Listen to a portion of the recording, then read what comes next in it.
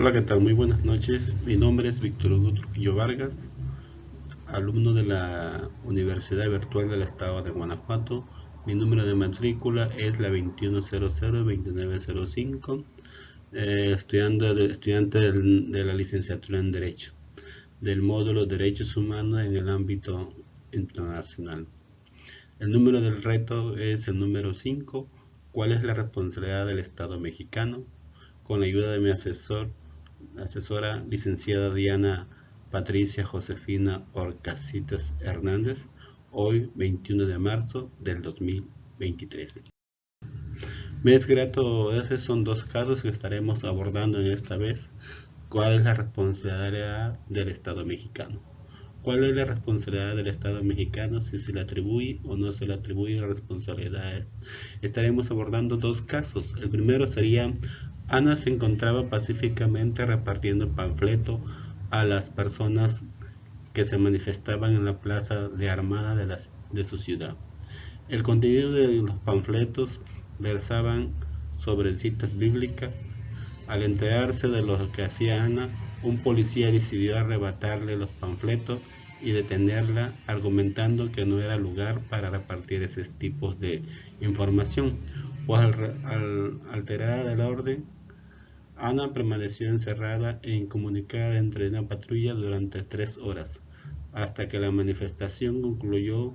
Posteriormente, el policía la trasladó a Barandilla, donde recibió burlas y calificativos y peyorativos por el personal de la seguridad pública. Luego de un día detenida, la dejaron en libertad. Ana denunció el hecho estatal de derechos humanos. Ambas instituciones sometieron el inicio de cualquier procedimiento, por lo cual Ana acudió a la justicia federal, donde fue incompetencia para conocer el asunto. 2 años después se presentó el caso ante la Corte Internacional de Derechos Humanos. Ahora, la pregunta que se nos hace: ¿considera que existe responsabilidad para el Estado mexicano? Exactamente, pienso que es verdaderamente que sí. ¿Por qué?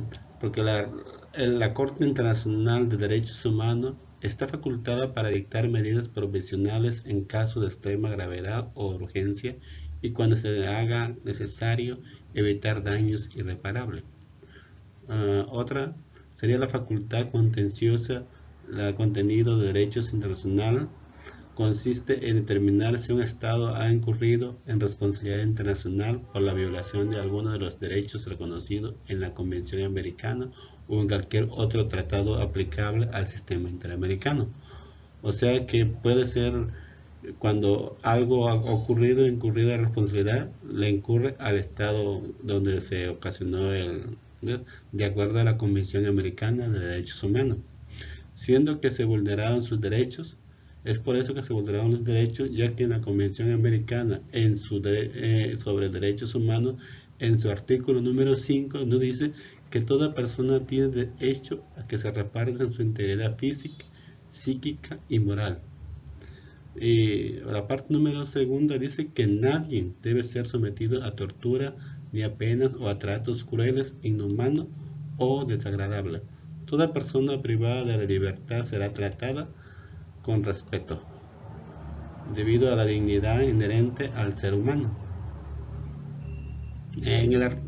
Otro de los que también otros derechos que se vulneraron fueron la libertad de conciencia y de religión, de acuerdo al artículo número 12, que nos dice que la libertad de conciencia y de religión, toda persona tiene derecho a la libertad de conciencia y de religión. Este derecho implica la libertad de conservar su religión o sus creencias, o de cambiar de religión o de creencia, así como la libertad de procesar y divulgar la religión o sus creencias, divulgar colectivamente, tanto público como privado. En el párrafo número 2 dice: nadie puede ser objeto de medidas restrictivas que pueden menoscabar la libertad de conservar la religión o sus creencias, o cambiar la religión o sus creencias. Otro también desea que toda persona podemos tener conciencia que podemos profesar cualquier religión que podamos tener.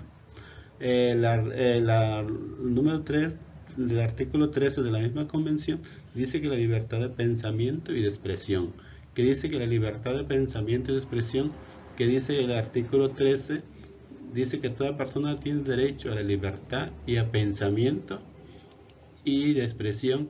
Estos derechos comprenden la libertad de buscar, recibir y difundir información e ideas de toda índole, sin considerar de fronteras, ya sea oralmente, por escrito o por forma impresa o artística, o por cualquier otro procedimiento de su elección. Ok. El caso número 2 que también estaremos viendo dice que se trata que durante la pandemia del COVID-19, el gobernador de una entidad federativa publicó un decreto por medio de la cual se declaraba obligatorio el confinamiento del domicilio particular de los habitantes de un horario de 18 horas a 9 horas. Asimismo, se prevía una multa de 1.500 pesos a quien infringiera esta disposición. De no contar con recursos para el pago de la multa, el decreto se prevería 36 horas de arresto.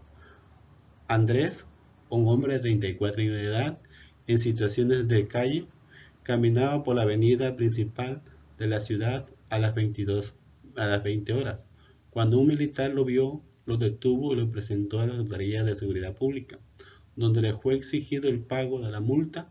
Andrés argumentó no tener casa-habitación, familia ni dinero para pagar la multa. Como consecuencia, fue privado de libertad durante 36 horas y boletinado, fotografía incluida, en redes sociales como el primer contenido detenido, sin un sinvergüenza capaz de negar a su familia con tal de pagar la multa. Derivado de lo anterior, fue localizado por una asociación civil a través de la cual se le planteó el caso a la militar y ordinaria hasta ponerse en conocimiento de la Corte Internacional. Ok, dice que consideras exactamente que existe responsabilidad por parte del Estado mexicano.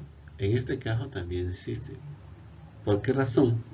En ejercicio de sus facultades, la Corte Interamericana de Derechos Humanos determina si un Estado ha incurrido en la responsabilidad internacional por la violación de algunos de los derechos reconocidos en la Corte Americana de Derechos Humanos o en cualquier otro tratado aplicable al sistema interamericano.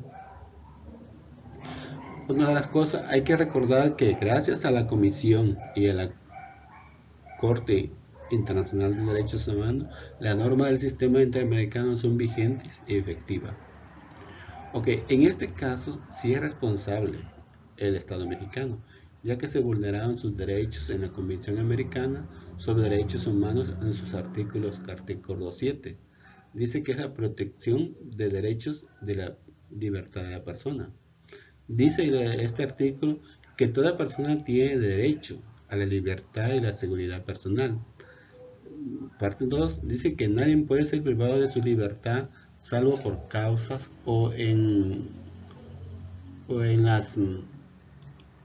las condiciones fijadas de antemano por la Constitución, con la Constitución Política de los Estados Unidos Mexicanos, la parte dictada contra ella.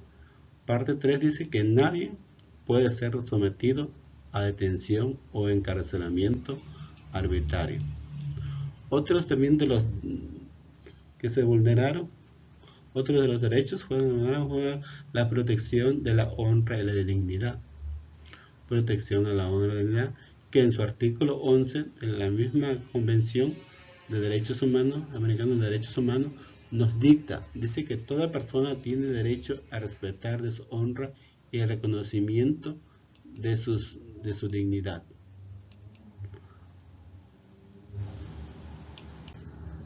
En conclusión, se puede decir que, como pudiste darte cuenta, ambos casos sí es responsable el Estado mexicano, siendo que se vulneraron varios derechos humanos, de los cuales se derivan el derecho a la integridad personal, derecho de la conciencia y de la religión, el derecho a libertad de pensamiento y de expresión, protección de la honra y la dignidad. Es por eso que el Estado mexicano debe ser juzgado ante la Corte Internacional de Derechos Humanos, debiendo de indemnizar a las personas por daños y perjuicios que le ocasionó tanto Ana como Andrés, estudiados en los casos anteriores. Es por eso, muchas gracias por su atención, que tenga excelente día.